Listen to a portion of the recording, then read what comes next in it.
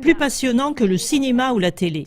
Tel était le titre de l'invitation à une conférence adressée à des enfants et organisée par l'Université de Saint-Gall ce mercredi après-midi. Le sujet, pourquoi y a-t-il la guerre en Europe? Poutine méchant? Un peu? Beaucoup? Il paraît que cette offre de conférence pour les enfants a suscité un grand intérêt chez les enfants et leurs parents, leurs oncles, tantes ou grands-parents.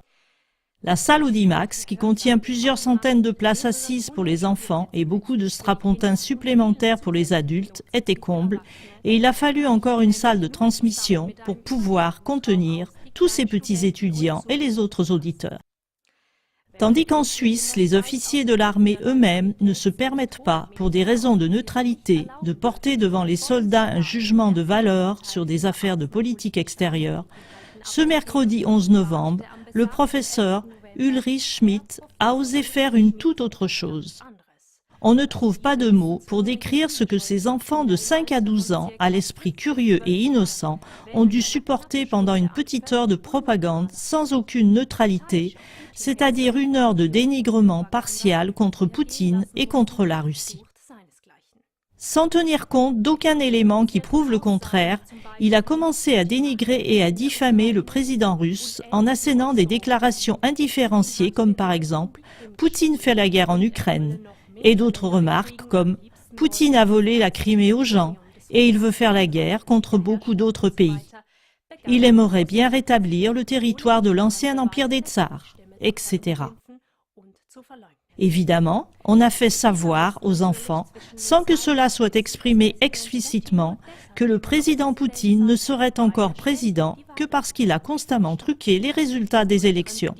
En outre, le professeur Schmidt s'est servi de documents vidéo montrant un bus en flammes, d'un clip sur des avions de combat, où on voit un avion qui serait en train de larguer une bombe sur la population civile sur ordre de Poutine. Ceci en combinaison avec la question stratégiquement manipulée du professeur. Qui aimerait avoir un tel président? On peut imaginer la réponse. Évidemment, aucune manifestation de sympathie chez les enfants choqués.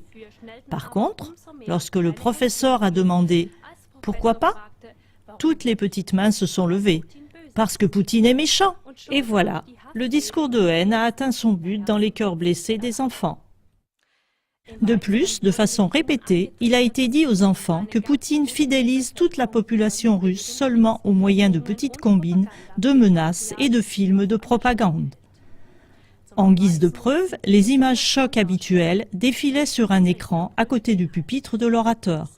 La cerise sur le gâteau de ce bombardement systématique de documents dénigrant Vladimir Poutine était finalement une comparaison de Poutine avec Adolf Hitler. Lors de cette comparaison, on a littéralement inculqué dans les petits cœurs que Poutine et Hitler, c'est du pareil au même. Une peinture polonaise, projetée à l'écran, montrait un immense portrait de Poutine et Hitler, fondu en une seule personne, Adolphe Poutine. Ce discours de l'Université des enfants de Saint-Gall ne porte-t-il pas la signature claire des bellicistes américains? En effet, ceux-ci ont une propension à diaboliser tous les hommes d'État qui ne correspondent pas à leurs intérêts commerciaux. Cette manière de monter les gens contre quelqu'un en le présentant comme l'identique d'Hitler avait déjà commencé avec le chef d'État iranien M. Mossadegh, qui a été renversé par la CIA et les services secrets britanniques en 1953. Il a été le premier en qui l'Occident a cru avoir découvert un prétendu second Hitler. Mais peu après, Abdel Nasser, le chef d'État égyptien, a suivi lorsqu'il a nationalisé le canal de Suez en 1956. Ceci a eu pour résultat la guerre de Suez. Puis, Saddam Hussein a été diabolisé comme second Hitler et jusqu'au dernier président iranien qui a également été qualifié de second Hitler. Ceci se passait toujours avec le but caché d'amener les peuples à accepter la guerre afin de pouvoir faire tomber des chefs d'État bien ciblés. Les faire tomber par l'action de qui? De préférence par l'action de l'OTAN. En glorifiant l'OTAN de cette façon, le professeur Ulrich Schmidt confirme le soupçon que l'Université des enfants de Saint-Gall est au service de l'Amérique. Ulrich Schmidt a affirmé que l'OTAN ne mène jamais de guerre d'attaque. Selon lui, l'OTAN ne serait qu'une alliance de défense. Ceci a fait un grand effet sur les enfants. Pas un mot mentionnant les innombrables exemples avérés selon lesquels l'OTAN mène depuis longtemps des guerres d'attaque qu'elle justifie par un simple sentiment de se sentir menacée ou par des mensonges fantaisistes. Il suffit de penser aux mensonges des couveuses en Irak ou à la suspicion de détention d'armes nucléaires. L'OTAN vend habilement au peuple leurs guerres d'attaque comme étant des attaques de défense nécessaires. Ce discours de haine à l'Université des enfants de Saint-Gall a suffi pour convertir les doux cœurs des enfants à la nouvelle doctrine de l'État. En tout cas, les enfants traumatisés et comme hypnotisés ont posé des questions révélatrices. Pour exemple, la question d'un petit garçon. Où puis-je m'inscrire à l'OTAN ? Pourquoi y a-t-il la guerre en fait ? La guerre viendra-t-elle jusqu'à Saint-Gall et Gossot ? Ne pourrait-on pas supprimer la guerre ?